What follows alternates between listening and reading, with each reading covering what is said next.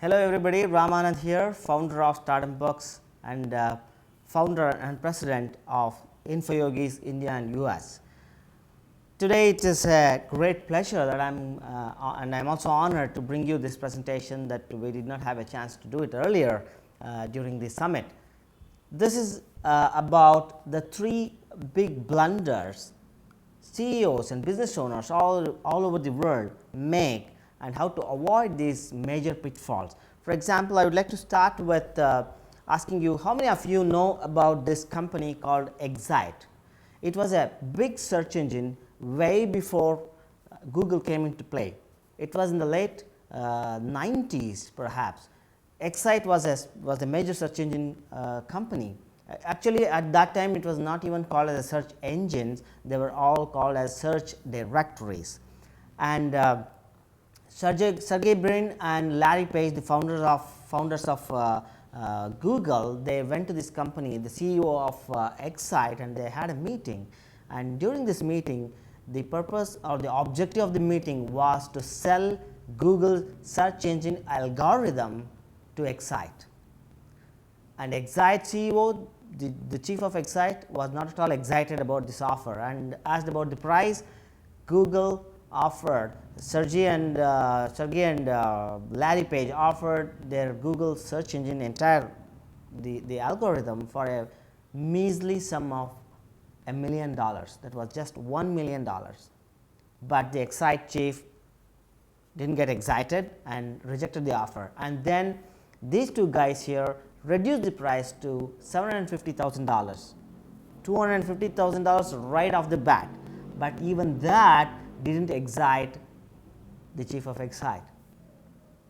And then they left, and then Google went on to become the biggest search engine ever. And today Google's business is $340 billion, and they rake in $60 billion every year from just one of their income streams. So that's how big Google is today. And Excite is, later on Excite started seeing the downtrend, and then it was acquired by Ask Jeeves, and today we don't even know who is or where is Ask Jeeves. So that's the one of the biggest mistakes that CEOs make.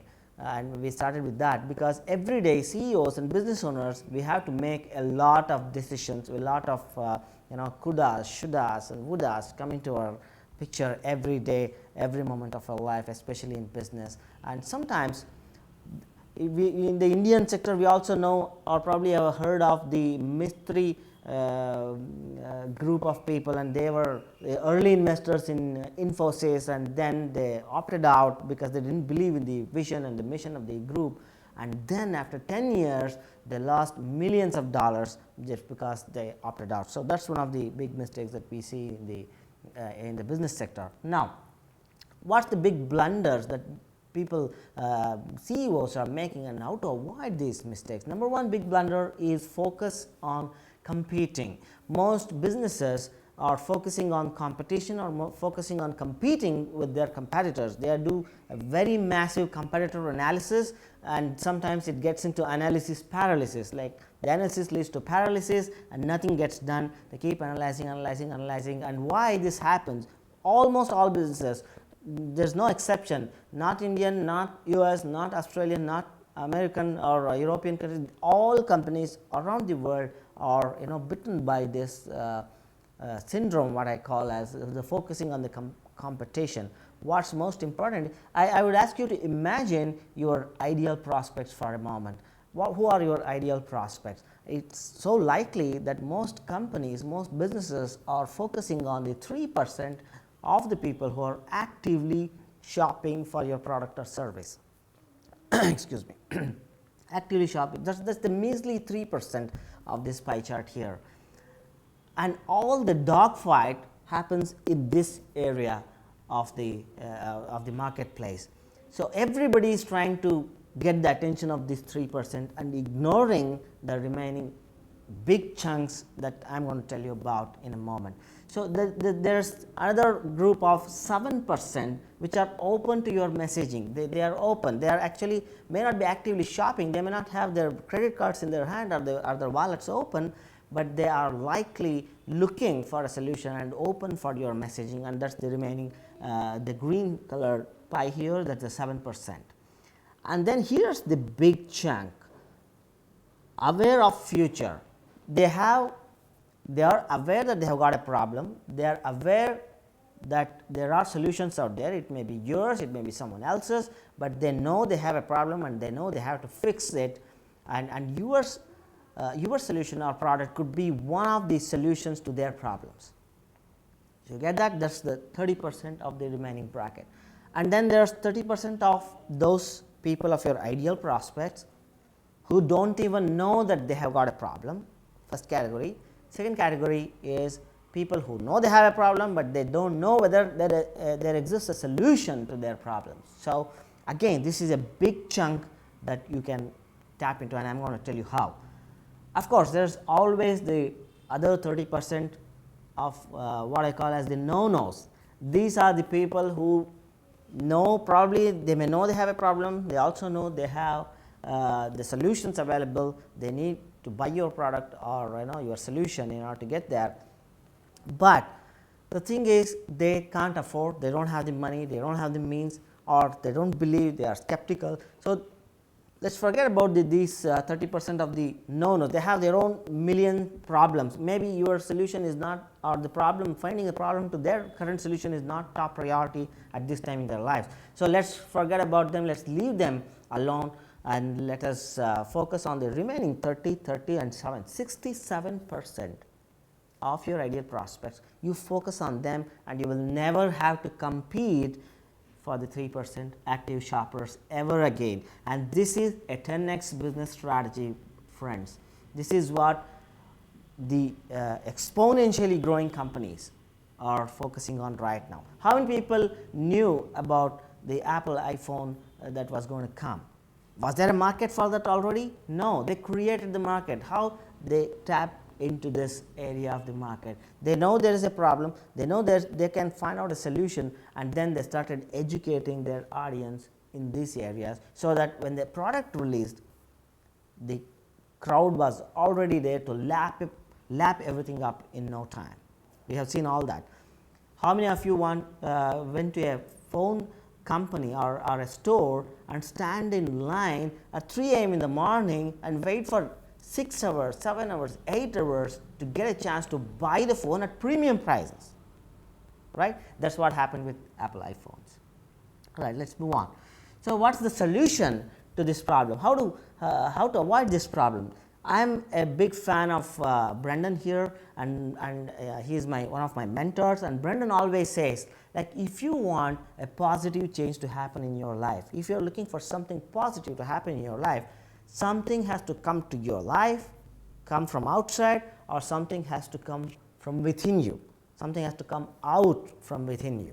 It's such an important revelation that I had when I first learned about this. Like, for example, something coming to you is, suddenly you get a surge of sales. Some partner, you just partner with someone, they send you 1,000 times the orders that you are expecting. That's something coming to you. You win a lottery, for example, that's something coming into your life. You get an inheritance from your forgotten grand aunt somewhere living in some other place or country. You get an inheritance. She has written her will and bequeath everything that she had to you. So, that is something coming to you.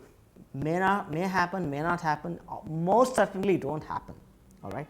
How certainly can you say that you are going to win the next lotto or the lottery, even if that's legal in your country? So, may not happen.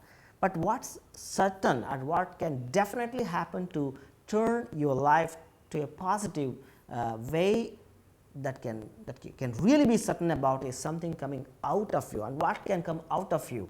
Number one, you can build your personal brand. Number two, you solve people's problems, you educate them. Remember the pie chart at the previous screen?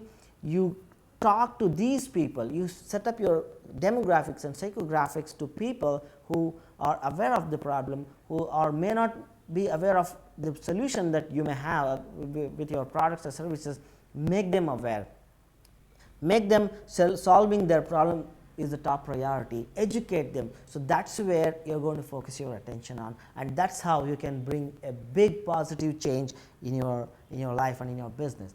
Number 2, this is, I like this is so important. Being single in terms of, you ask any young entrepreneur, for example, they say being single is something they always look out for. They don't want commitments, their personal lives I'm talking about. So they can go around, build their business. They don't want the entanglement, so to say, of the family. They don't want to set up their family, become more responsible, come back home every evening, and stop doing going to parties, late night parties. So that's what young people would always say, and I really enjoyed being when I was single. I really enjoyed that time.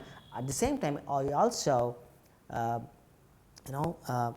got even more enjoyment when I got married and when I got engaged and married. So in terms of business, if I want to say this, the one big mistake that business owners and CEOs make is that they try to remain single. That means they try to remain alienated from their surroundings, from other businesses, and that's what is going to make them struggle for little improvements, like 10% improvements, like that.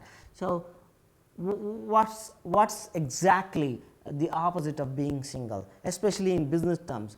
If you want to grow your business 10 times, you approach it in a different way. And if you want to do that, let's see some examples. Making unholy alliances, making really unholy alliances. Like, for example, Apple made an alliance with music. Apple was a technology company. Music was, it's based on art, and they got married. iTunes was born, and today iTunes is a very, very huge income generator for Apple. You all know that, right? And what are others? Microsoft and gaming. Microsoft, again, a technology company, and gaming. They started out as trying to figure out how can we reach out gamers and make gaming a household activity. Of course, it's an outdoor activity. How to bring outdoor activity indoors, and how to use technology into building gaming platforms, and Xbox was born. And today, Xbox generates billions of dollars for Microsoft.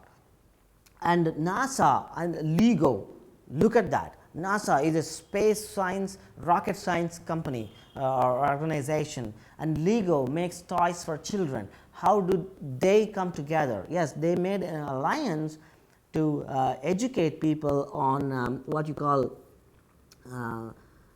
science, technology, engineering, and mathematics, STEM. That's what is the acronym for science, technology, engineering, and mathematics, that they are trying to build, and they have already done. They have made this STEM a household platform for people who want to get educated in that, and they are tying up with universities, and they are tying up with schools.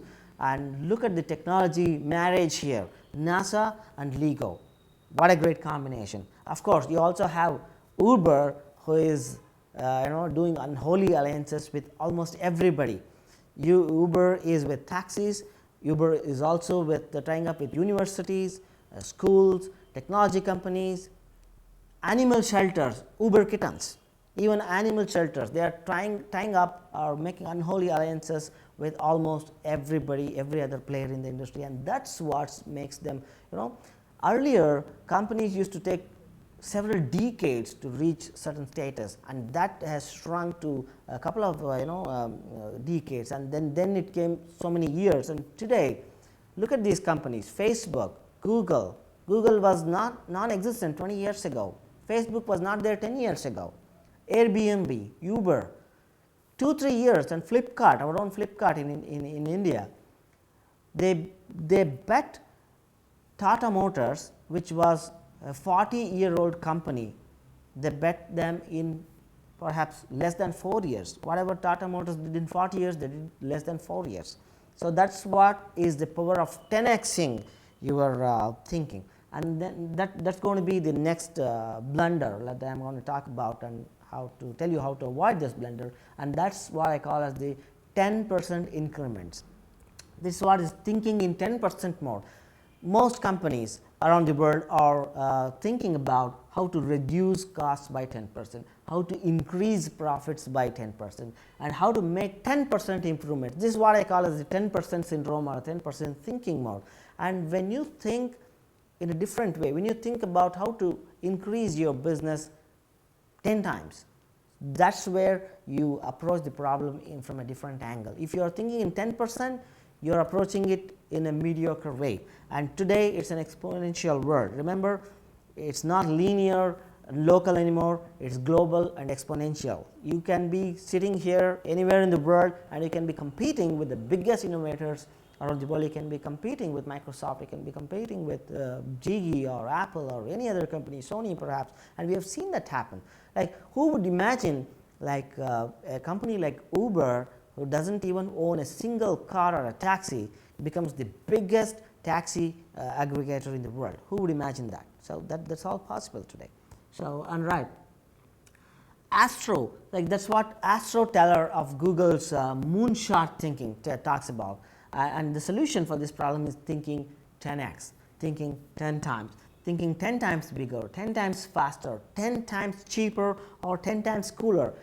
Try to build your solution which appeals to the 10 times effect. If you are selling, let's say you are doing you're manufacturing computer processors, think about how you can make it 10 times faster or 10 times cooler. You can apply this principle to any business or service that you are offering.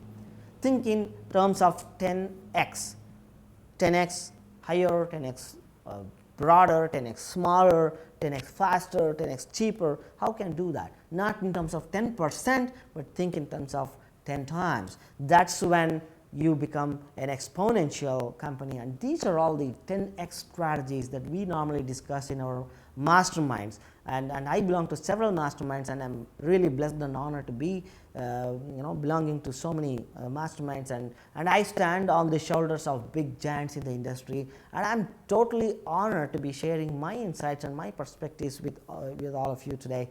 And yes, you too, irrespective of your past, you're more imaginative, you're more powerful, and you're stronger than you imagine.